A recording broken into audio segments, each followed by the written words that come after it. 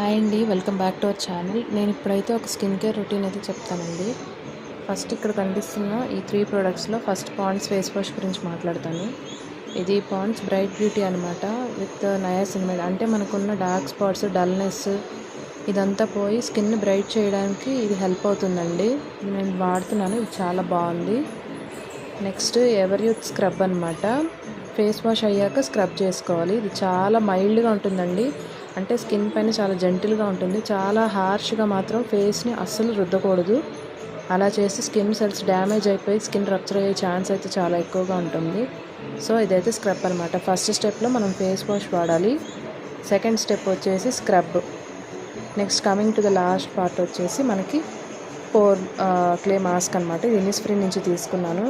చాలా బాగుందండి. అంటే ఇది వీక్లీ వన్స్ చేసుకోవాలి. ఈ స్క్రబ్ కానీ ఇది కానీ వీక్లీ వన్స్ చేసుకోవాలి. డైలీ ఫేస్ వాష్ మాత్రం 2 టైమ్స్ ఒక రోజులో చేసుకోవచ్చు అనమాట. ఈ స్కిన్ రొటీన్ కనుక ఫాలో అయితే ఖచ్చితంగా మన గ్లాస్ స్కిన్ అనేది అచీవ్ చేయొచ్చు. సెన్సిటివ్ స్కిన్ ఉన్న వాళ్ళైతే ఇవి స్కిప్ చేయండి. నాదైతే సెన్సిటివ్ స్కిన్, నాకు సెట్ అయింది.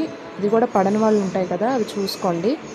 ఏ ప్రోడక్ట్ కొన్నా అది మాత్రం ఖచ్చితంగా మీరు హ్యాండ్ మీద టెస్ట్ చేసి అప్పుడు మీ ఫేస్ మీద పట్టండి. డైరెక్ట్గా ఫేస్ మీద పెట్టి స్కిన్ అయితే పాడు చేసుకోవద్దు.